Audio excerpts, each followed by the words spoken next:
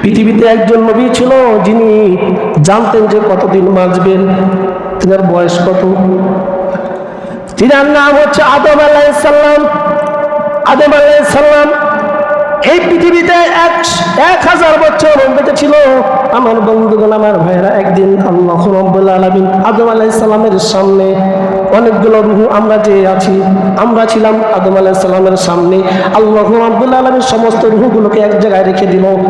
এরপরে দেখল আল্লাহ রাব্বুল আলামিন বললেন, আদম, এই যে দেখো, এগুলো তোমার সমস্ত সন্তান, তোমার পরে সমস্ত সন্তানগুলো পৃথিবীতে আসবে। আদম আলাইহিস সালাম বলতেছেন, হে আল্লাহ, ওই যে একটা আমার সন্তান দেখতে পাই, ওটার নাম কি? ওই যে আমি একটা সুন্দর ফুটফুটে একটা রূহ দেখতে পাই, এই রূহটা কার? আল্লাহ রাব্বুল আলামিন ডাক দিয়ে বললেন যে, ইবনুকা দাউদ, এটা তোমার সন্তান দাউদের, এটা তোমার সন্তান দাউদ। দাউদ নবী, যে নবী হবে তার ছেলে নবী সুলাইমান আলাইহিস সালাম নবী হবে। আদম আলাইহিস সালাম বলেন, আল্লাহ তার হায়াত কত দিয়েছেন? আল্লাহ রাব্বুল আলামিন বললেন, তার হায়াত দিয়েছি মাত্র 40 বছর।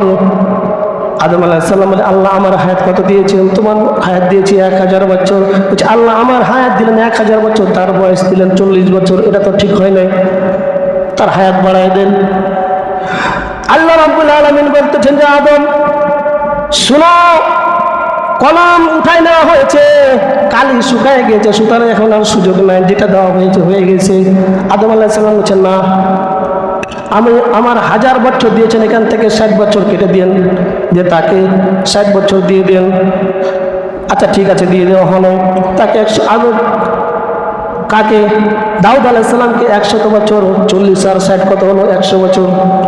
আমার বন্ধুগণ, আমার ভাইরা, এরপরে আদম আলাইহিস সালামের যখন কত থাকলো? 940 বছর থাকে। 940 বছর পর যখন মালাকুল মউত আজরাইল ফেরেশতা যখন চলে আসছে আদম আলাইহিস সালামের সামনে, এসে বলতেছে যে, আমি আপনার জানটা নিয়ে যাওয়ার জন্য এসেছি, আল্লাহ রাব্বুল আলামিন হুকুম দিয়েছেন।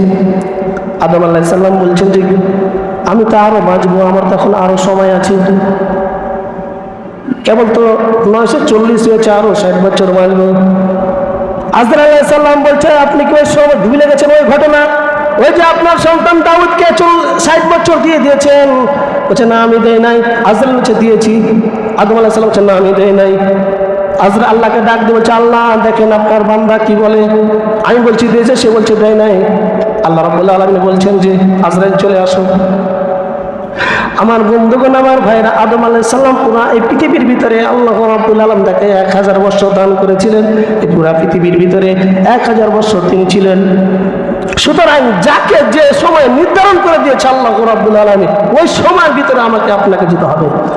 فَإِذَا جَاءَ أَجَلُهُمْ لَا يَسْتَعْخِرُونَ سَاعَةً وَلَا يَسْتَقْدِمُونَ। এই জন্য আল্লাহ রাব্বুল আলামিন যে সময় আমার মৃত্যু লিখে দিয়েছেন, ওই সময় আমাকে যেতে হবে, এর আগে পরে হবে না।